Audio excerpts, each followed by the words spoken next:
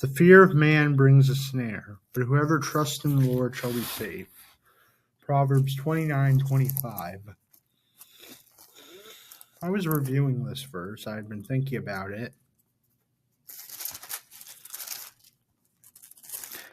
And it made me think of a lot of examples in the Bible, actually.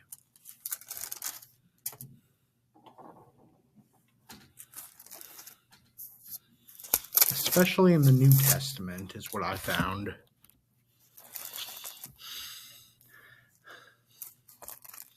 There's, of course, Peter denying Jesus when he gets worried about what the others will say when they ask him, were you with him?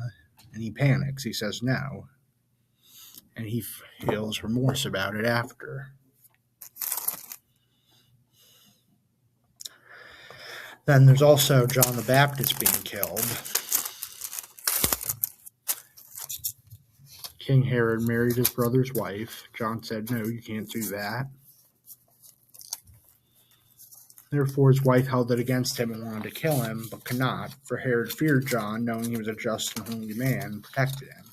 When he heard him, he did many things and heard him gladly, which initially sounds positive, that his fear of man saved John's life, but later it ends it when Herod's stepdaughter, that's the daughter of his brother's wife, Herodias, dances. Herod is so pleased, he offers to give her whatever she wishes. At Herodias' request, she says, give me the head of John the Baptist. And the king was exceedingly sorry, yet because of the oaths and because of those who sat with him, he did not want to refuse her. So he takes the easy way out, and he kills John the Baptist. He let the fear of man become more important than the fear of God.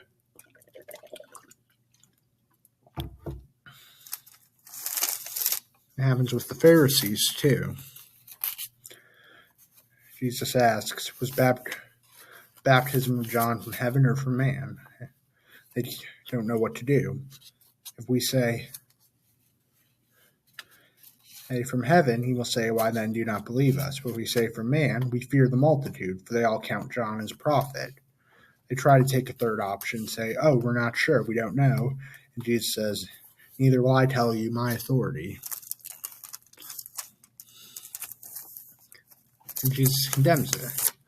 He says, do not be like the scribes and Pharisees, for all their works they do to be seen by man. They loved the best places at feast, the best seats in the synagogue, greetings of the marketplaces, and to be called by men, Rabbi, Rabbi. All they want is men to praise them rather than God. And what does Jesus say?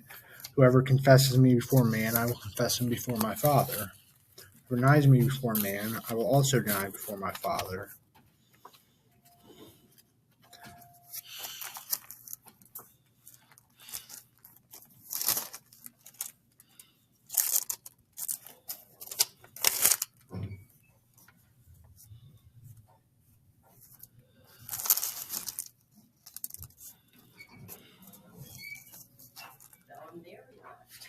I'm still going through and then it even comes up later after Jesus heals a blind man in the book of John.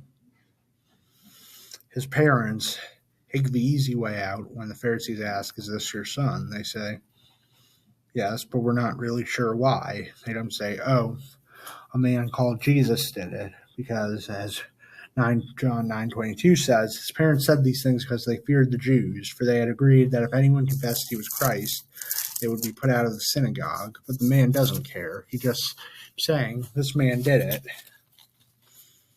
And they, of course, throw him out. But he had courage that they didn't.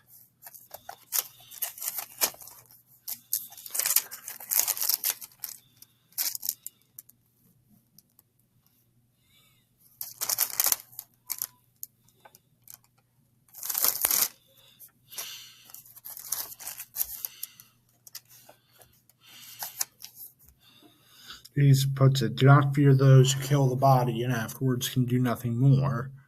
Rather fear the one who can kill both the body and soul. Luke 12, 4 and 5.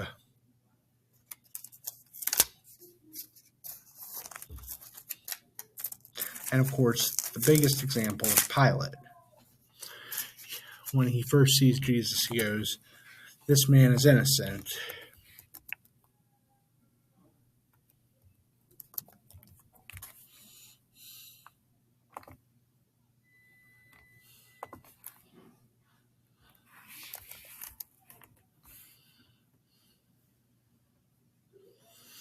But they go, no, kill him. And he's like, "How about I just punish him, and then I'll let him go?" They're like, "No, kill him." And they just won't back on it. So what does he do? He gives in. He does the easy thing and follows the crowd. He washes his hands to say, "This man's blood is on your hands, not mine." Sends them off. And I'm not trying to condemn anyone out there. What I'm saying is that cowardice against man, fearing them, only leads to the true godly people hurting. It just leads to them suffering. And the fear of God is the beginning of wisdom. Proverbs 9:10.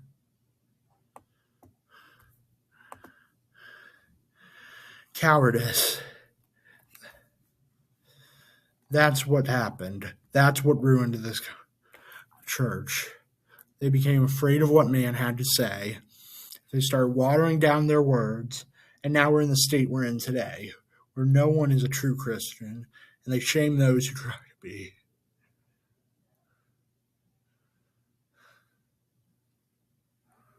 The only thing you have to fear is God. That's the most important thing to fear. And that's something we've forgotten.